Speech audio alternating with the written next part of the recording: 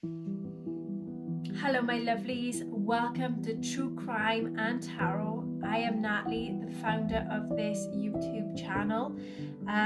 So what I do is I research upon missing people's cases, the ones that haven't been solved yet, and I do some tarot reading on them.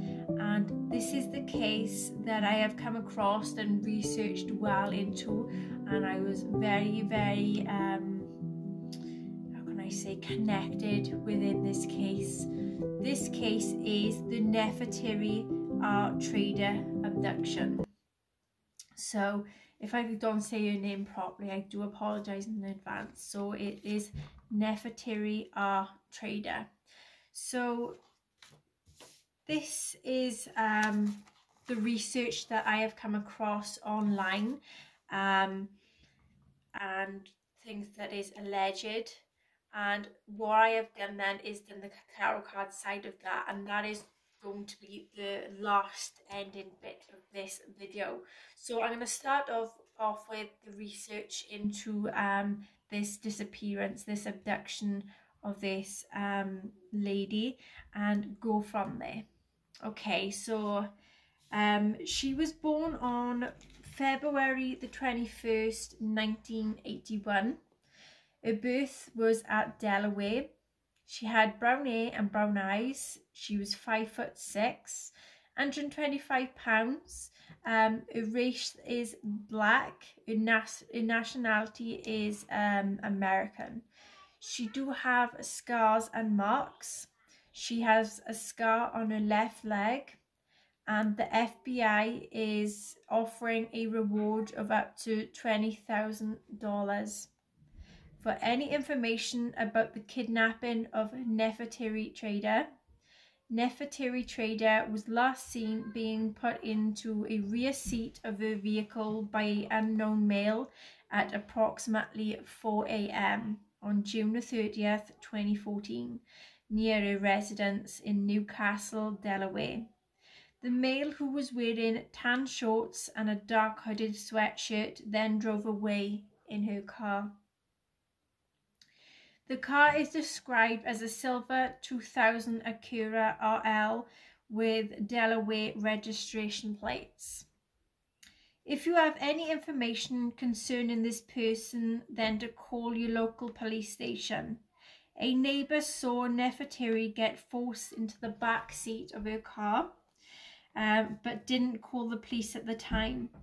Nefertiri was a 33-year-old mother of 3 that decided to take a late night drive to a convenience store on June the 30th, 2014. There was a 7-Eleven store a few minutes away from where she had lived, in the Saddlebrook neighbourhood of Newcastle, Delaware. Nefertiri, called Neffy by her friends, was a regular there.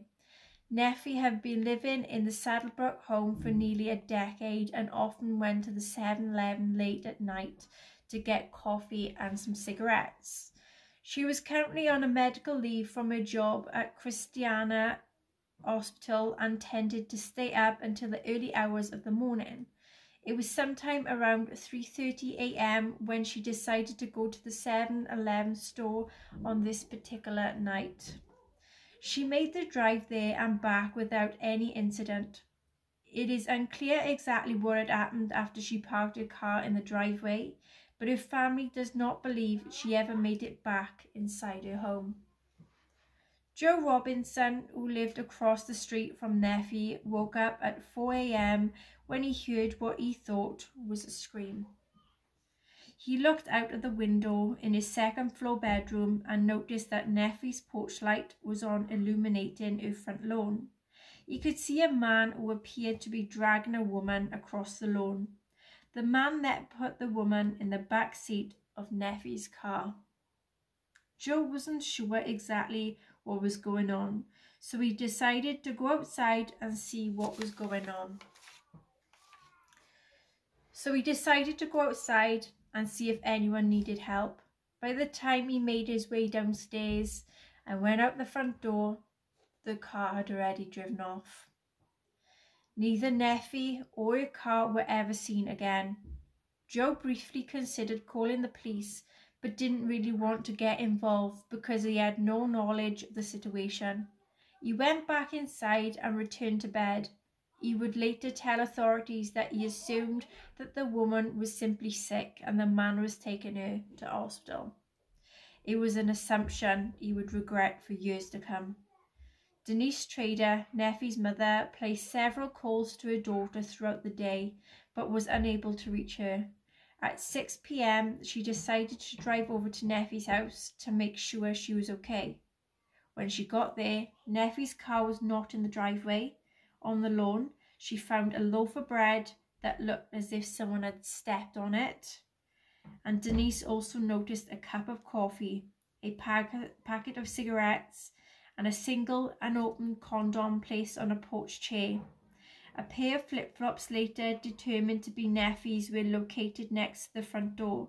There was no sign of Neffy inside the house. Denise immediately called the police and reported her missing. Newcastle County Police conducted a canvass of the neighbourhood, trying to find anyone who had information about Neffy.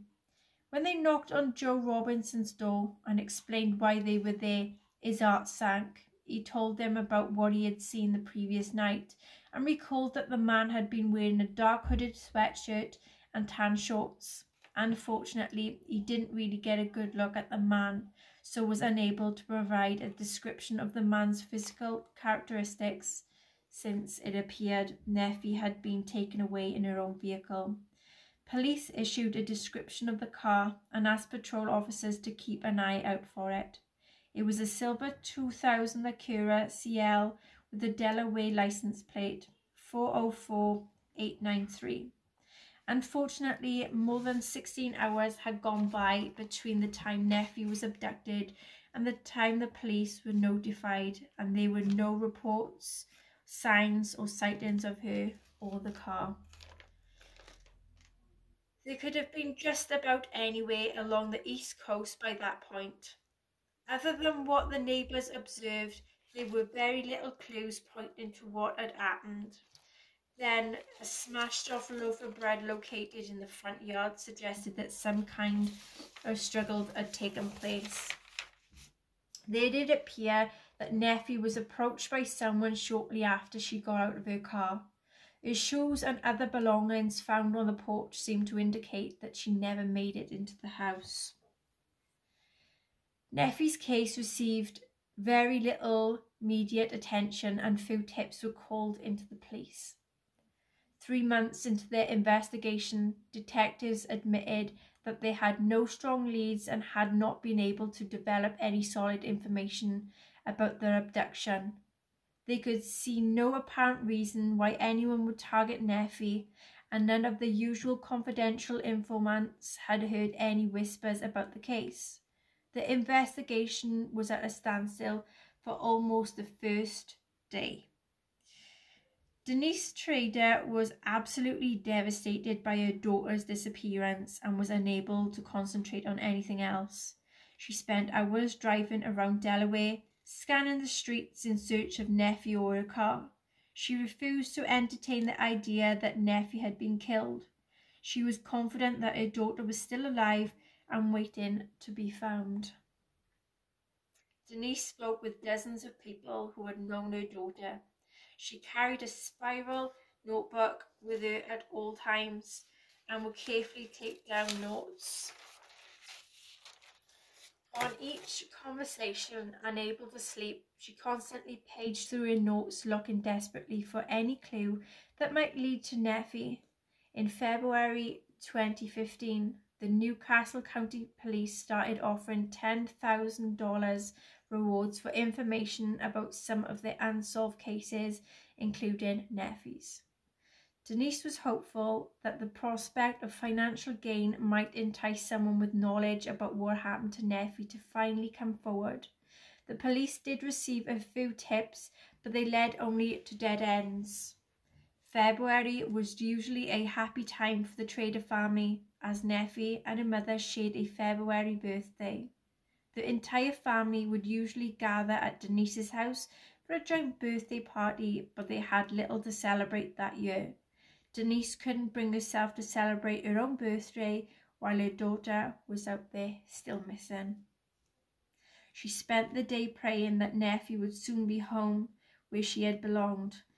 Hoping to raise money so a larger reward could be offered, she started selling bracelets. It was somewhat bittersweet, as it was a hobby that Nephi herself had once enjoyed. In June 2015, the Newcastle County Police and the FBI held a news conference regarding Nephi's abduction. They announced that new rewards were being offered in the case: $10,000 from Newcastle County and $20,000 from the FBI. Both agencies believed that there were people in the area who knew exactly what had happened to Nephi, and they urged them to come forward with this information. Police have been hindered by the fact that many of the people they believe have knowledge of the case refuse to speak with law enforcement, and the investigation has suffered because of this code of silence. The FBI arranged to install billboards of various locations along the Interstate 95 between Maryland and Connecticut. The billboard, which contained information about the case and the reward, urged anyone with knowledge of the case to call the FBI. Denise Trader also attended the news conference, and she pleaded with the public to help her find her daughter. Although she forced herself to stay strong for the sake of Nephi's 3 children, she was now raising them. She admitted that she thought about Nephi constantly and just wanted to be able to bring her home. Both the Newcastle County Police and the FBI have been convinced from the beginning Nephi was the victim of a foul play, abducted by force from her own property. In 2017, however, the FBI went to the step further and stated that they presumed she was deceased. Nephi's abduction is troubling because of the lack of information available. She was taken by force in her front yard, and the police have never ever been able to determine a motive for the crime. The fact that there was an open condom found on the porch has led some to speculate that she may have known the abductor, perhaps even invited him over, and something had went wrong. If she did invite someone over, that person has never been identified. The fact that she was forced into her car seemed to indicate that the abductor did not have his own vehicle there. Public transportation does not run that late at night, so he would have had to walk there or get a ride from someone else. It's possible that Nephi picked him up herself, though she was seen on surveillance outside the 7-Eleven store alone. No one has come forward to admit giving anyone a ride to Nephi's home on that day. Although authorities believe that Nephi is deceased, Denise has continued to hold on to the hope that her daughter is still alive somewhere. She is still actively searching for Nephi and will not stop until she finds her. If anyone has any information about Nephi or her car, please contact the FBI Baltimore office at 410-265-8080 or Newcastle Cold Case Squad Detective Brian Shahan at 302-395-2781 or email Detective Shahan at bshahan@nccde.org. So this is where I decided to take things into my own hands and do a tarot reading on this case to see where she was, what had happened, and where and what the outcome of the case is going to be. So this is where I did the tarot cards. So this is very, very interesting of the things that have come out. So what I asked was, what happened to Nefertiri, our trader? And we had the 8 of Swords card that came out. So Nefertiri got into a crisis. There was a lot of confusion and unfocused, feeling bound and imprisoned, had a lot of terror, being very hopeless, and she was a victim. There was someone or something that was involved in a lawsuit or in a trial that tried silencing Nefertiri. Six of Swords. Nefertiri had been taken away either overseas or out of the area or country. There may have been an accomplice involved, or ally as they say, that was assisting it all. Moon card. It was around night time when it happened. There was a lot of fears for Nefertiri. There was a lot of problems that needed to be addressed, and there was a lot of trauma that she had suffered. It was over something illegal or some type of shady business that was involved and going on. Reverse Knight of Cups.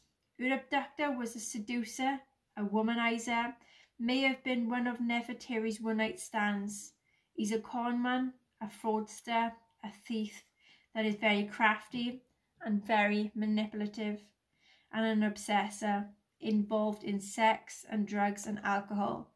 May have had a scruffy look to him, and age range from mid-20s and up. Reverse Ace of Wands. There was some hesitation and delays and a cancelled date. Unfinished business and being stood up that was involved. Two of Wands. There's something about emigration and deciding which action to take and to travel overseas. Next question I asked then, who was involved in the abduction of Nefertiri? Seven of Swords come out. So there was an enemy of Nefertiri that was involved with a theft that kept spying on Nefertiri for a while, knowing they was risk-taking and was a danger. They had a daring behaviour that had been plotting and planning to abduct Nefertiri for some quite while. Reverse Knight of Swords. This person may have had some speech problem. They may have been shy or had other type of speech impediment. This person's a bully, a manipulator, definitely a male that can be out of control with chaotic energy around him. He can be very cruel and a criminal traitor. They have a mental health underlying as well. There is a lot of frustration and impatience about him. Six of Wands. There is to be a victory and triumph with this person. May become very famous for what he has done, or wants to be famous and wants to be in the public eye. Reverse Tower. He's got away with something and is putting an end to all the difficulties. I then asked the question of where is Nefertiri trader or her body. Reverse Three of Pentacles come out. Nefertiri have passed away. There's no growth, no motivation, and nothing of life is being shown. Reverse Ace of Cups. She's physically and spiritually passed on to the next life. Reverse Emperor. The male may be older than Nefertiri, or he's not going to accept responsibility. He did illegal things, was very aggressive, and he was very highly confident. Three of Swords. There was angry words and a love triangle may have been involved. One of them poured their heart out in a lot of trauma. A surgery or a stabbing of some kind may have been involved with Nefertiri's passing. Reverse Two of Cups. There was a lot of domination and submission that was involved. Six of Cups. She's where she had past memories to where there is calm and peace in her hometown. Childhood come through. Near nurseries or schools where children are near and where there is buildings. Reverse Sun. A place where a broken engagement happened and where there's a lot of accidents. Last question I asked then was, what is the final outcome of this case going to be? Queen of Wands.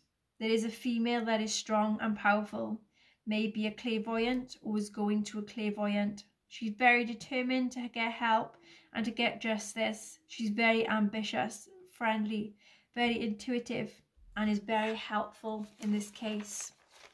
High Priestess. There's a very intuitive female that is going to reveal the secrets to the case and bring wisdom and clarity to the case. That may be a spiritual advisor, a clairvoyant that is very far and distant, that's given advice and insight to the case. Last one then is the Queen of Cups.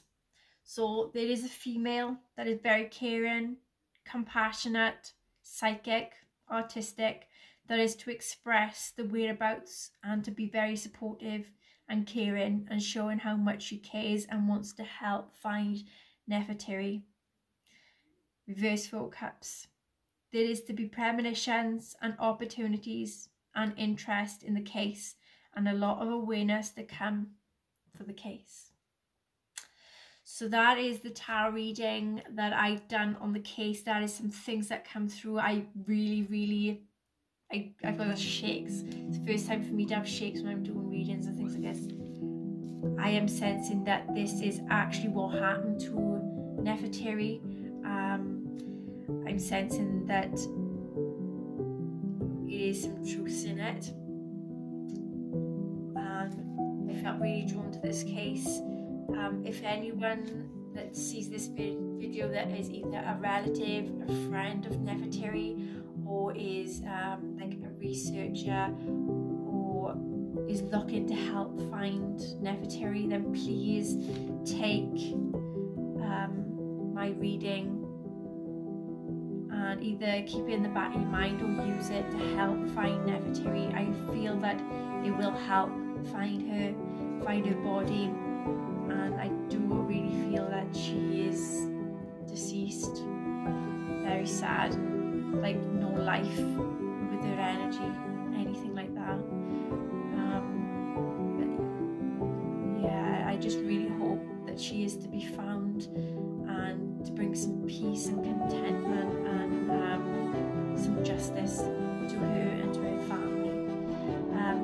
Love and light for myself, to everyone that sees these videos, and to Nefertiri's family and to her. And let's get her some justice. Let us find a way of finding Nefertiri and get some justice and find the perpetrator. See you again soon, everyone. Bye.